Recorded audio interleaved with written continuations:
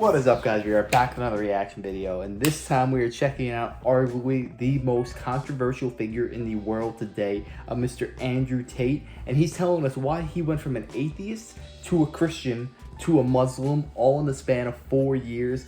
Honestly, anyone getting closer to God, I'm all for. I'm kind of curious, like, what brought him to that conclusion? Because there's so many atheists who are so dead set in their ways, and they're like, no, this is it, I know for a fact. So we went from that to a staunch Muslim. Honestly, I can't wait to see this, so why don't we just jump into it and see what it's all about, alright?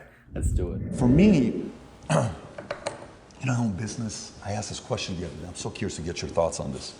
For the longest time, when I got into business, I was, a younger guy, 21. I'm like, okay, very coachable. Tell me, what do I got to do? I'm a coachable guy. What do I got to do? I'm a coachable guy, super coachable. I want to make money. I'm sick and tired of being broke. My dad's at the 99 cents. Too many heart attacks. I want to get out of this. Yep. So I'm like, hey, Patrick, basic stuff. When you're doing business and you're talking to rich people at Morgan Stanley, Dean Witter, never talk religion, never talk politics, never talk sex. Just don't talk about those three things. I said, okay, guess what? Never talk politics, never talk religion, never talk sex. No problem. We're going to business. So what do you think about the political climate today, Patrick, David? Yeah. Oh, what do you think? Yeah. Well, I think this is, but what do you think, Patrick? I don't know, quite frankly, I think I'm trying to figure it out for myself right now, but we'll see what's going to happen, like, whatever way you're deflecting and you kind of go on your phone. Hey, what do you think about God? What is your opinion on Islam or Muslim? Yeah. Well, for me, you deflect that. Eventually, you're sitting there, you're like, the people that I know at that level want to talk about those three topics. Yep. Now, sex is maybe off camera and they're kind of having fun with it, but they want to talk about politics and religion. Yep. So we, for the longest time, have been silenced, and now the ESG community, all this time they've told us to stay quiet, and they're saying what? They're talking politics, they're talking religion, and they're talking sex.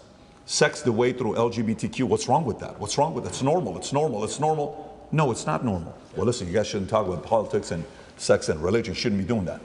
And then you see this one, during COVID, one pastor, Australia, a Syrian man, I don't know what his name is, Vinny, what's his name, the Syrian pastor, priest from Australia, and he was fighting all the anti-COVID guidelines, and his stuff is going viral, he's doing this, and you've seen these messages.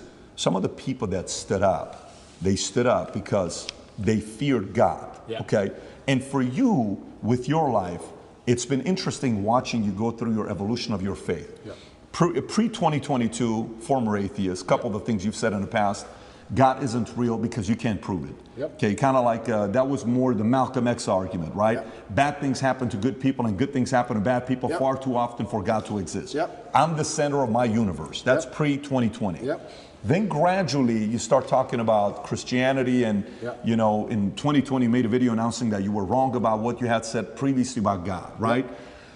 Now you start saying people who are atheists are angry, bad energy people, and I don't want to be on that team anymore. And even if God is not real, the world is a better place if people do believe in God. I know God is real because there's so much evil in the world that there has to be an equal and opposite force. The devil can't exist if God does not. And if you look at the world today, it is very obvious that the devil does not exist. And I'll go to the last one here with Muslim. Quotes from you. Christians don't have a religion anymore because they tolerate everything and stand for nothing. And by the way, I actually agree with you, the fact that they're tolerating way too much. Islam is the last religion on the planet. God is something to be feared, respected, and to prove yourself to, which means you got to earn his right. It's hey, I want to earn your right and your respect, right? How did you go, if you don't mind talking about your own evolution? Because us as men, if you knew me at 25 years old, you probably would have liked to party with me. I was a selfish guy. I was a guy you would have thought I was, right? And we go through this phase of where the selfishness kind of comes down a little bit. You still need to be selfish because you need to be driven, but to the point where you're like, listen, man, I got to really do something. And then somehow, some way, God enters. What's been your evolution of your faith, and where are you at today? Yeah, I think it's third law, equal and opposite force, what you just said there is absolutely true. There has to be an equal and opposite force to all the evil in the world. And the equal and opposite force to all that evil has to be God. And I've talked about this at length even with atheists, and I try and say that regardless of whether you're an atheist or not, you're thinking of God as a man in the sky, but you need to think of God as a concept as a whole. And once you do that, it's impossible to accept that he doesn't exist, right? I said to the atheists, I said, let's say there was 2 islands. They're shipwrecked, right? And there's 2 islands. Both of them are full of savages. On one island, you and your friend are shipwrecked. On one island, your friend goes and he crashes and they kill him and they eat him. And you go to another island and they want to kill you and eat you, but they don't because it's against their religion. Mm-hmm. Did God save your life? Yep. Who cares? Who doesn't even know the name of their God? But their God said, don't kill shipwrecked survivors. And now you're alive. So their God saved your life. The concept of God in and of itself saved your life. You owe God just for the concept of it, the idea of it. So even the idea of opposing evil as a whole is a belief in God. So you're either an evil person or you believe in God in some regard. And then once I understood that there had to be an equal and opposite force, I was raised Christian. I live in a Christian nation. Romania is actually, I think, the second or third most Christian country on earth. It's a very Christian country here. There's churches everywhere. They strongly believe. And that's where I began my journey, but I always had a very healthy respect for Islam because I understand that to a degree, to have a religion at all, you have to have an intolerance, to a degree. Because without an intolerance, you don't have rules. You don't have laws. You don't have any, like you said, you have to earn God's respect. If you're a religion which is tolerant of everything, then you don't have to earn God's respect. You can be a bad person and do bad things. God loves me, so it's fine. Well, no, it's not, because that's not the point of the religion. So then you extrapolate that out, and I was sitting and thinking, well, what's the primary function of a religion? And the primary function of a religion, I don't believe is the religion exists so I can live forever. I mean, that's a nice thought. But I think on a macro level, the primary objective of a religion is to restore and contain some degree of traditional value within the society. How do you judge, let me change the way I worded that. How do you judge the success of a religion? I don't think you can judge it by the number of people who join it, because there's lots of people who are Catholic who don't act Catholic. That's a great question. They don't act in any way particularly Christian. Anyone can say they're something. You can walk into a strip club and everyone says they're Christian. It doesn't mean anything, right? So how do you judge the success of a religion? Well, I like to think the best way to judge the success of a religion is how successful is it at fighting evil? How successful is it at preserving the morality of a population in X parameter, in X geographical area? So when you look at it from that way, you can't say that Islam isn't the most successful religion on earth. It's the most successful in regards to opposing evil. It's the most successful in regards to opposing its differing viewpoints. It's the most successful in regards to having people act within the limits and the confines of what it finds to be moral and good to God. It's the most adhered to. That's a great point he just said. Like, I'm a Catholic. It is clear as day that people who are Muslim adhere to their holy book more than Christians. That's just a fact. Like, sometimes you could see somebody doing something that's not right and you don't agree with, and you would tell them, like, hey, I don't know if I would do that. And they're like, no, screw you, I'll do it because I want to. And it's like, okay, whatever. I just think everyone has free will and God will judge us all in the end. I mean, we're all sinners, and who are we to judge anyone? It's the most respected in most forms. And then also I'd like to think... I would say it's the most feared. Yeah, it's the most feared. But what is respect without fear?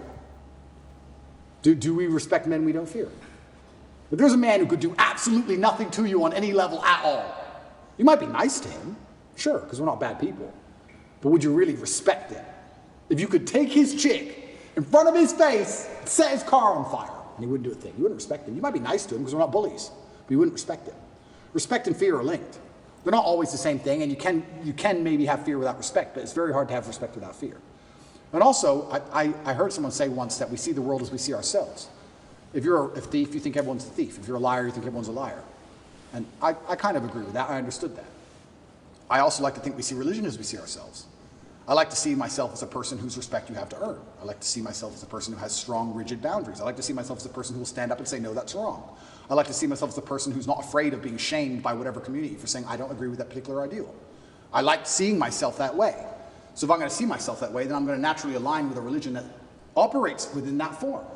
So when I say Islam is the last religion on earth, I say it because it seems to be the only one who will stand up and say, no, we don't care. No, that's not what the book says. No.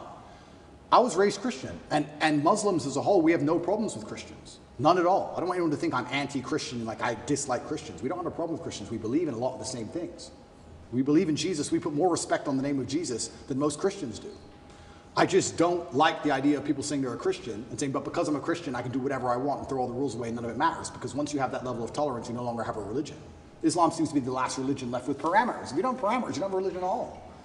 So the closer I found myself to God, the closer I found myself to Islam. That's just how it ended. And Andrew, speaking of fear, one could argue that Islam these days, certainly in the last 20 years with the war on terror, they've also been the most vilified. Absolutely. Right? So, you know, everything that we've seen happen with extremism and everything that's going on all over the world, how are you grappling with that? You've been a Christian for years now.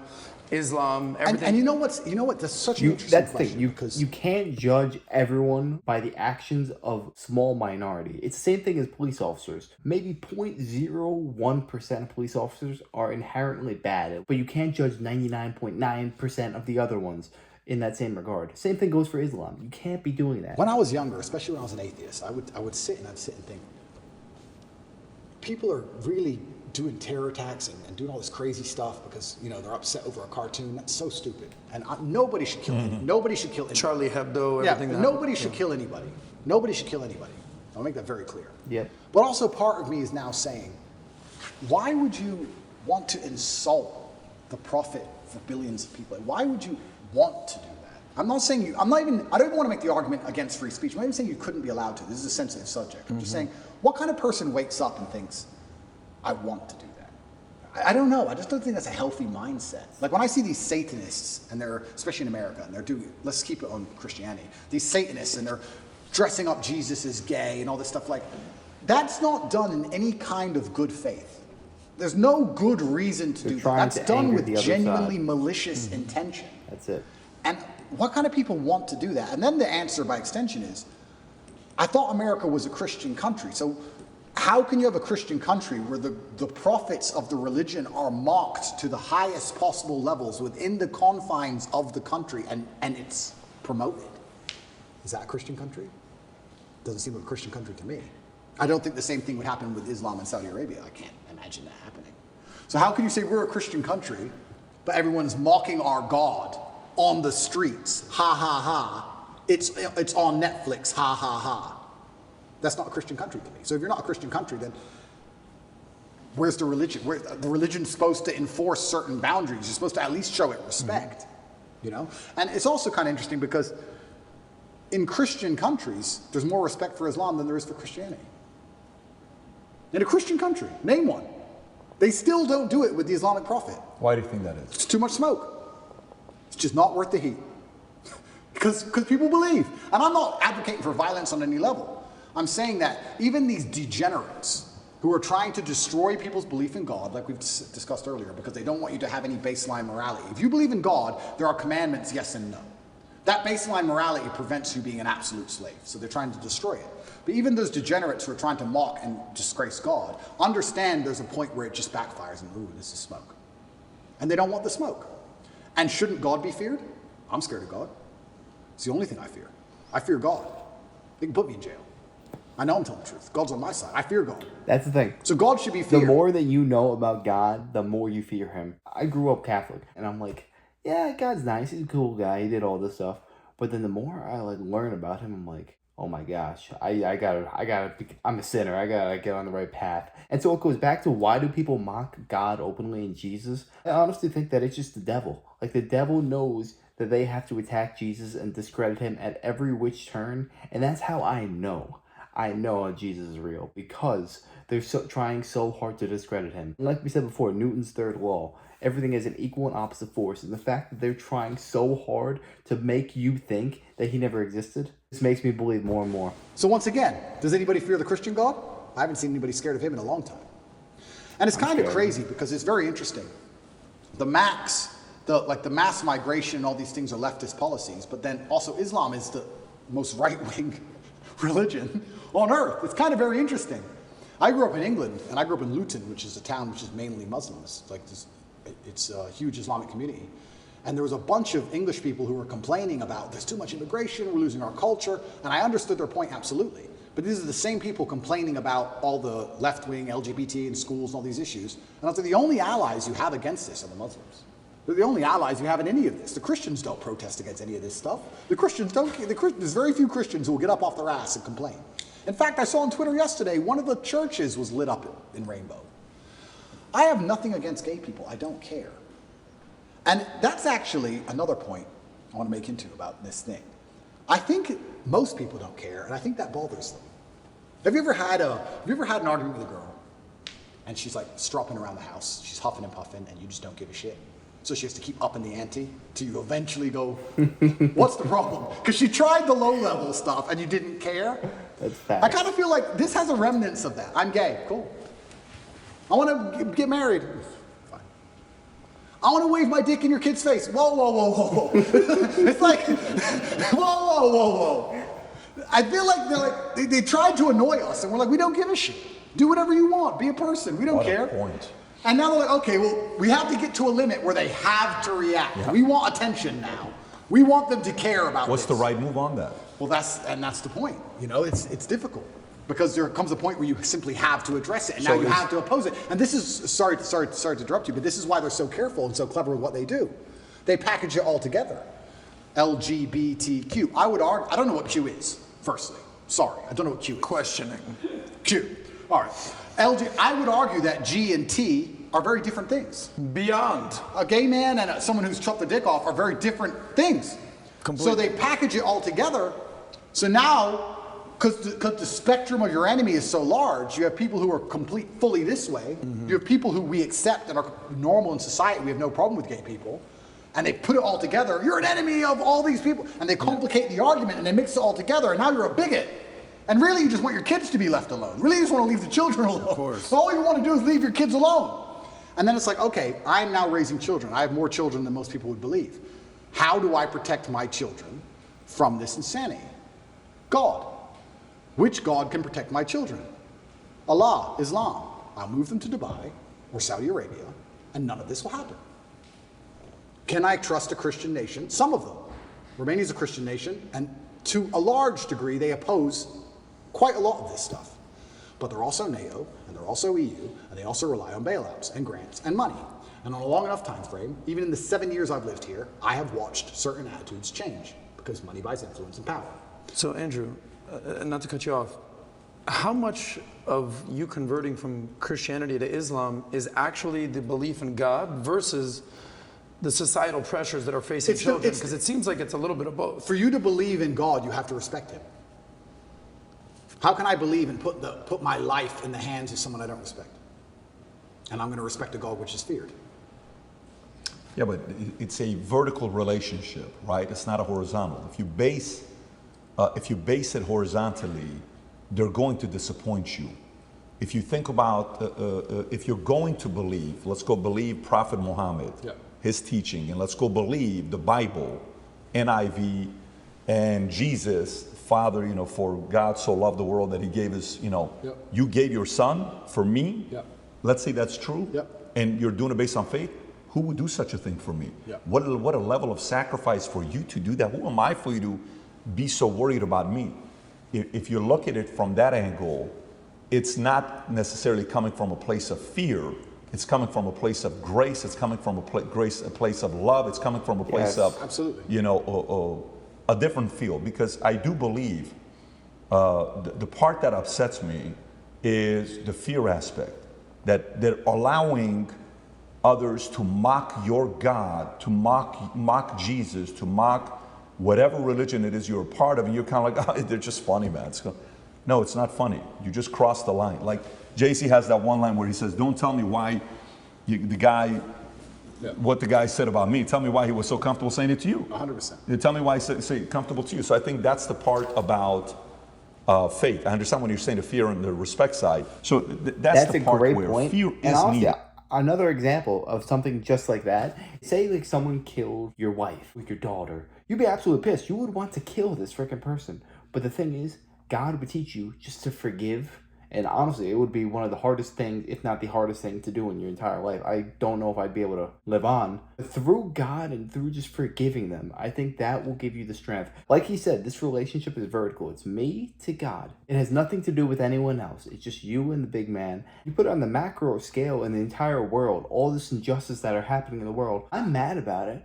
But I forgive them because they do not know what they are doing. But at the end of the day, it's free will and it's their own choices. I totally agree. But the part where you were making a point about LGBTQ, you're like, I don't even know what Q stands for, it's questioning. And then you're like, well, gay, okay, cool. Trans, listen, man, spectrum. And he said if we were to say which religion's the far right, it's going to be Muslim. Totally get it. They're on the far right. Christian today is kind of going center left today. Like they're kind of being soft right now. Okay. So if I want to raise my kids, I'm going to take my kids to, Dubai, and I'm going to take my kids to Saudi Arabia. Why? Because I'm defending against some of these immoral philosophies that they have. I don't want to go there. I actually understand that argument. Yeah, and I truly, and I want to make one more point, I do believe there is one God, and I believe there's many different paths to God. And I am not a religious scholar, and I'm not an expert on Islam. I'm doing my best, and I'm reading the Quran as often as I can. And it does say that Christians on the day of reckoning will see how close they were to the truth. And we are allies. We are not enemies in any regard, Christians and Muslims. And I do believe that the idea of Christians and Muslims shaking hands and saying, let's put an end to a lot of this garbage would be fantastic. I'm not anti-Christian in any regard. I just found myself, as I became more and more religious, seeking and looking for a faith which not only I could be proud of, but a faith which was guiding in regards to, I don't know what a Christian would answer to certain questions nowadays. What does a Christian answer to, I'm a transsexual and I want to show your kids my genitals? What's a Christian? Well, a Christian's supposed to say no, do they? I know what my Muslim friends would say. I don't know. If you're a Christian, I don't know how you're supposed to act. I don't know what you're supposed to adult. I don't get it anymore. The true believer says the true no. believer. The true believer. Yeah. But how many are true believers? I don't know. I see all over Twitter, all these churches are losing their minds. It seems very complicated. Islam seems very, very simple. You know what's right, you know what's wrong. Listen, I might have some disagreements about religion with Andrew Tate, but I'm just going to say this upright in front. I am very proud of him for making this move and becoming a Muslim, because in this world today, there are genuine evil forces that are trying to take over you and freaking society. So we all need God. We need to get closer. He's probably brought millions of people towards Islam. Now, the thing is, I'm a devout Catholic, and I might not agree with him in all aspects and regards. But at the end of the day, that's how life is. No one is in complete agreement with anybody.